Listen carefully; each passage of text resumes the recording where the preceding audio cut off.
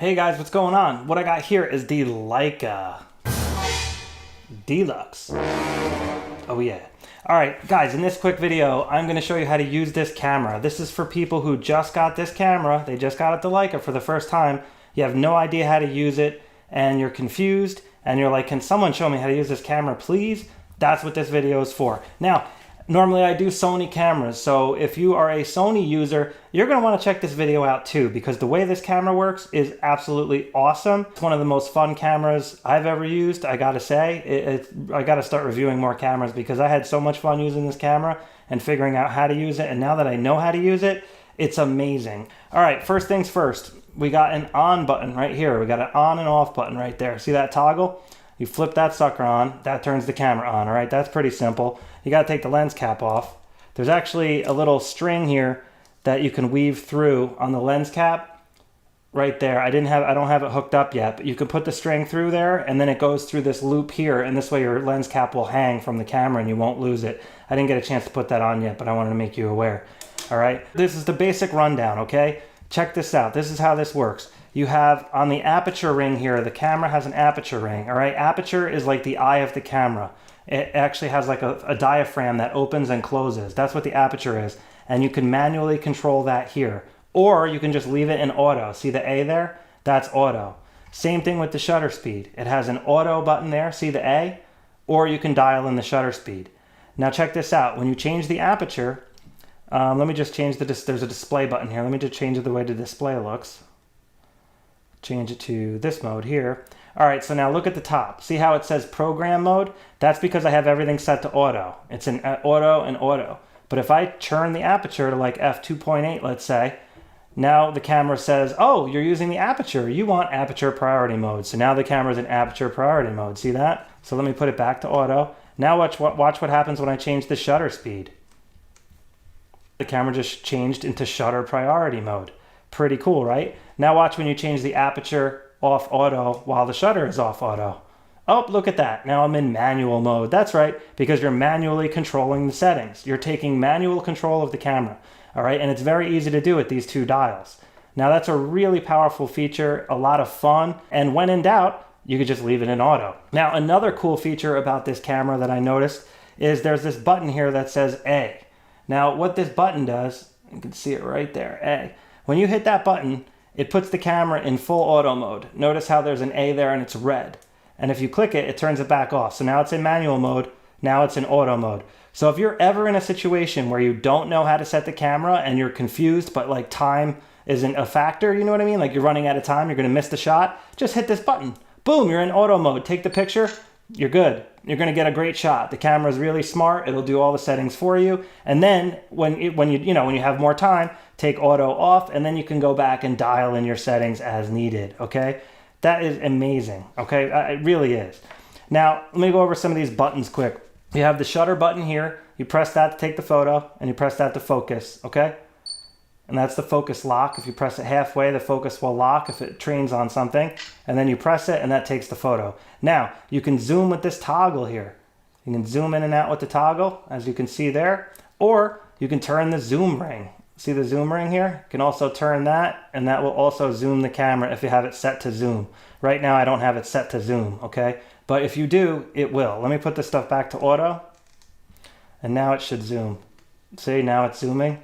But when you have it in manual mode, it actually controls other things, all right?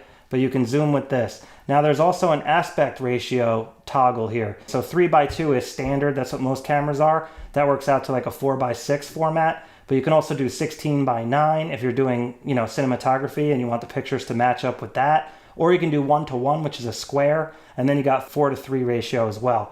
Now on the side here, you have some controls. You got manual focus on the top, all right? Then you got autofocus macro. So that'll give you from 3 centimeters all the way to infinity. But AF regular without the macro won't focus on macro stuff. So you need to have it on AF with the little flower there for macro shots, okay? And then you can get really close to stuff. Now, going over one other button on the top. We have this button here called F. That is a filter button. So when you hit the F button, it brings you into the filter menu. Check this out. You have all these built-in filters, and you can shoot raw quality using these filters. That is an awesome feature. It's really easy to get to these, and it's really easy to pick, you know, which one you want and look at it, play around. A lot of fun there, and they put it right on the top for you, so it's super easy to get to. You don't have to go through the menu to find this stuff. I really like that feature. And then you have your exposure compensation here. That's what this dial is for. Now, what exposure comp is for is if your image is for some reason exposing dark or light, depending on certain conditions, sometimes that happens. Like if there's a light in the scene or something, it might be exposing too dark. You can then just raise the exposure comp to compensate for, you know, the exposure when it's not to your liking, okay? That's what the exposure comp is for. I use this a lot, especially when shooting water in bright conditions. I'll actually lower the exposure comp a little bit so the highlights of the water don't blow out. A lot of times that'll happen, and I'll just underexpose a little bit in those scenarios. If you're shooting in snow, the scene is usually mostly white, so the camera will always underexpose snow, so you're gonna wanna raise that up to at least like +1 when you're shooting in snow, and that'll give you a much better exposure. So that's what exposure comp's for, and there's a dial right here for that. Really, really nice feature. Now, looking at the back, we have a button for the EVF. If you hit that button, the camera will switch to the EVF when you put your eye to the thing. See that? Or you can press the EVF again, and it'll force the camera to use the EVF only. And then when you press it again, it'll switch back to just the screen. That's what the EVF button's for. Then you got the Wi-Fi button right here. Now that's obviously for Wi-Fi. You can hit that, and then you can hook up to your smartphone or tablet and suck the images off. You have the record button here for video. You have autofocus lock and auto exposure lock. So that right now, by default, it's set to exposure lock, and that'll basically lock your exposure. So you can get your picture where you want it, hold that button down, and then you can actually move the camera around and the exposure will not shift. That's another great feature if you have like a really bright element in a scene or something like that that's screwing up your scene. You can use exposure lock for that purpose to help you in those situations, okay? Now looking at a couple other buttons here, we have the quick menu button right here above this turn toggle, all right? And that brings you to this. Now this is basically all your camera features that matter. And if you just go to the right, you can toggle through all of them. And then when you get to your item, you just have to hit either up or down to get into that actual section. So now I'm in the ISO area. Now I can scroll to the left and intelligent ISO and then auto ISO, okay? And then if you go down, it'll put it back on this bottom row, all right? And then you can toggle to auto white balance. You can see there I'm on white balance. But if you want to get to the white balance, you got to go up. And now I'm in the different white balances. You see that? So that's the trick, all right? You go down and up when it comes to that. Now I'm up top, okay? Now I'm on the top part of the quick menu. So in order to get to these settings, I now have to go down. See, now I'm in standard, vivid, natural, and so forth, all right? And then you just hit this center button here on this thumb dial to lock in what you want. But let me go back to the quick menu. I want to show you a couple more things. This is the movie settings, so you can select what kind of movie you want to record. Now this is your quality, all right? Your RAW format or JPEG format, or you can shoot in both RAW and JPEG. Now this is your focus mode, okay? So this is autofocus single shot. Then, whoops, sorry, let me go down. Then you got autofocus flexible and autofocus continuous, okay? So continuous is for shooting moving subjects. Single is for shooting still subjects, and flexible is an in-between. It'll try to figure out if the subject's moving or not. I usually use AFS or AFC depending on what I'm shooting. All right, now depending on what setting you have here, other settings may be grayed out, similar to the Sony in that way. Now this is your focus point. This is phenomenal. You have so many options with focus points. This is amazing. It's actually more powerful than the Sony cameras. You can do pinpoint, one area. You can select a custom area. 49 area, that's average focusing. Then you have tracking. This will lock onto a subject and track it in this mode. And then you have face and eye detection mode, okay? So phenomenal features. I just wanted to show you this pinpoint mode in particular because I thought that was so cool. When you select that, basically what you do is now that you have the pinpoint mode selected, you have to use the thumb dial here in order to change the settings on it more specifically. Like right now we're looking at the pinpoint. So if I focus on something, it's kind of hard because you can't see the screen. Hang on. Here, you know what? Let me just adjust my camera quick. All right, so now I got the camera set. And watch when I pin. See how it brings up like a picture-in-picture? So you can see exactly what your pinpoint is focused on. That is an awesome feature.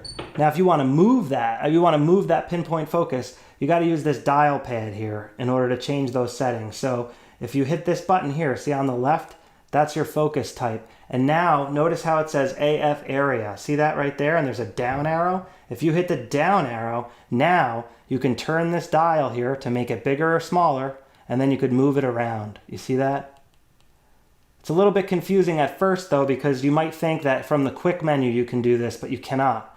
All right, so I moved it there, and now if you pinpoint, boom, there you go. So let's lock on something, take a photo, like so. All right, so now, like I said, in the quick menu, I have the pinpoint selected, but notice how there's no down arrow. So I can't actually move it around from this menu. So that's a little confusing at first. It took me a while to figure that out, and I wanted to make special note of it because I could see you getting confused by that as well. I had to go to the actual manual to figure that out. I'm like, how do I move that thing around? Well, you have to do it from this toggle here. All right, so you select it, and then you just hit the left toggle, and now you have AF area, okay? So that's how that works. And then, of course, you have drive modes. Here, if you hit on the bottom here, you have drive mode. So this is where you would set your self timer. If you want to, make sure the camera has no shake, set it to like 2 seconds. And then you have auto bracket. That's a great feature for HDR photography and things like that. You got burst mode here. So you can set your burst mode to super high, medium. There's all different options there. Go back to the, go back there. Yeah, and if you hit down, see now it's how the arrow is pointing up, it says more options. So if you hit up, it'll bring you into the different burst rate modes. You see that? There you have it. And notice how that one's grayed out. It's because I don't have a setting correct. My guess is I probably got to be in JPEG mode for that, but that's why it's grayed out. So if you see something grayed out, it's just because you have a setting not correct for that particular feature, okay? So I'm just going to hit the back button here, and then you can change your display modes here by hitting the display button. I really like this one. That's the leveler, so you can see if your shot's level and stuff. That's a cool feature. And then this one here shows you all the different settings, which is very nice. So you can see everything at once, and it's a really great informative menu. Now, if you want to view your pictures, you can just hit this play button right here, just like every other camera pretty much, and then you can scroll. And what I like about this though is when you use the zoom toggle, you can zoom into your photo, but it zooms in like it steps it, like to preset zooms. I really like that. It doesn't just zoom forever. It actually presets to given spots. I really like the way it does that. So you get a quick view without wasting too much time. And then you can just scroll around and you can check out all your different images. I took a bunch of test shots today comparing this camera to the RX100 V. Quite the comparison, let me tell you. One other thing I just wanted to show you is on the bottom here, you just have where your battery goes. Okay, the battery's right here. It's got a little release lever there and it'll slide right out. And then the memory card is right there. Okay, so you just push that and it pops out like so. The only other thing is the flash. Now this thing comes with a flash, but it has a little hot shoe cap here. So you gotta pop this cap off like so. You slide the flash unit on, the one that comes on, it just slides right into the hot shoe and it locks in there. And then you can turn it on. It has an on and off switch. And then when you take the photo, the flash will fire.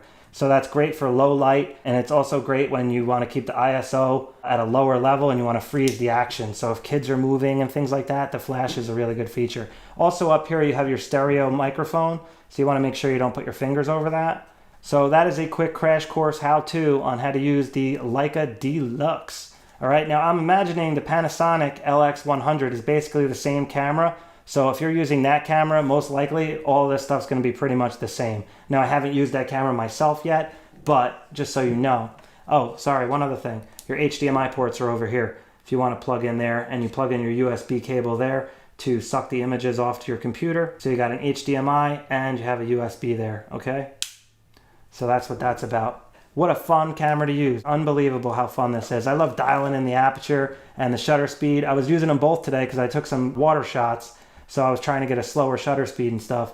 So I got to play with all these settings and I was having such a good time, you know? All right, that's pretty much it. So stay tuned. I got another video coming out where I compare this to the Sony RX100 so you can see the differences between the two cameras. They're very different, but they're very similar in a lot of ways as well. And be sure to give me a thumbs up if you liked the video. I would really appreciate that. And be sure to subscribe. Check me out on Facebook, Twitter, Google+, and of course, SonyAlphaLab.com. All right, buddies. Take care.